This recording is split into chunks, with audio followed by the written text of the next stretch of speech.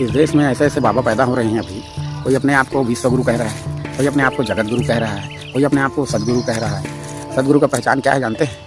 हाँ, कोई अपने आप को योगी कह रहा है, कोई अपने आप को काली योगी कह रहा है। लेकिन यहाँ जो गुरुओं हैं, संतों हैं, योगी हैं और सदगुरु हैं, उनकी पहचान क्या है? उनकी पहचान है उनकी वाणी, उनका शब्द।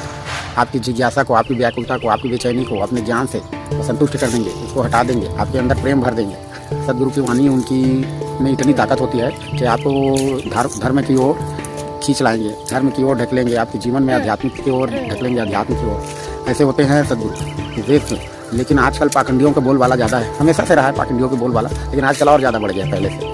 अब इस देश में ऐसे महात्मा पैदा हुए बुद्ध, जिन्होंने कहा कि भाई हिंसा से हिंसा को नहीं मारा जा सकता, हिंसा को प्रेम से ही मिटाया जा सकता है। आग से आग नहीं बुझाया जा सकता, आग को पानी से ही बुझाया जा सकता है। उसी प्रकार इस देश में कबीर ने पैदा हुआ। कबीर ने भी कहा वही कि भाई प्रेम और भाईचारा ही सबसे बड़ा ये है, और पाखंड और इसके खिलाफ उन्होंने भी आवाज़ उठाई। इस देश में गुरु नानक भी पैदा हुए, उन्होंने प्रेम के ही लिए, प्रेम और सत्य के लिए ही सारे कार्य किए हैं। उनका जीवन ही इस विषय में कार्य करते कटा। और वो भगवान नानक ने भी, मतलब नानक ने पूरा प्रेम के ही कि वो हिंसा को कभी सपोर्ट नहीं किया। उन्होंने भी हिंसा को कभी सपोर्ट नहीं किया। क्या बोलते हैं, महावीर ने भी। देश में ऐसे संत हुए, महावीर हुए, रविदास हुआ, कबीरदास हुआ, घासीदास हुए। इस देश में बुद्ध हुए, इस देश में महावीर हुए, इस देश में गुरु नानक हुए। बहुत सारे इतने महात्मा पैदा हुए हैं हमारे देश में, जिन्होंने लोगों के जीवन में शांति लाने का काम किया, समृद्धि लाने का काम किया, उनको ज्ञान प्रदान करने की काम की, तरह तरह के इस देश में अध्यात्म की ओर ढकेलने का काम किया। जो सही अध्यात्म है, जो सही धर्म है, उनके प्रति उसको फैलाया।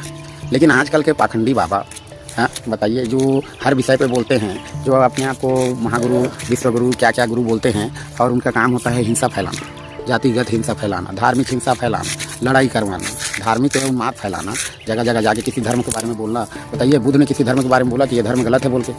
किसी धर्म के बारे में नहीं बोला। कबीर ने बोला, नानक ने बोला, महावीर ने बोला कि वो धर्म गलत है? किसी ने नहीं बोला वो धर्म गलत है बोल के। सब ने इंसानियत, मानवता को आगे बढ़ाने के लिए, उनके जीवन में शांति लाने के लिए ही वो बात बोला, ज्ञान की बात फैलाई।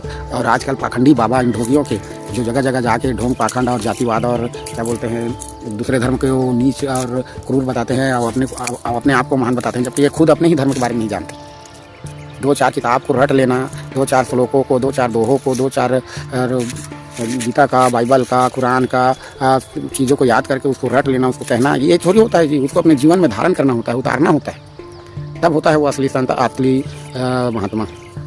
जय जीवन, जय किसान, जय भारत।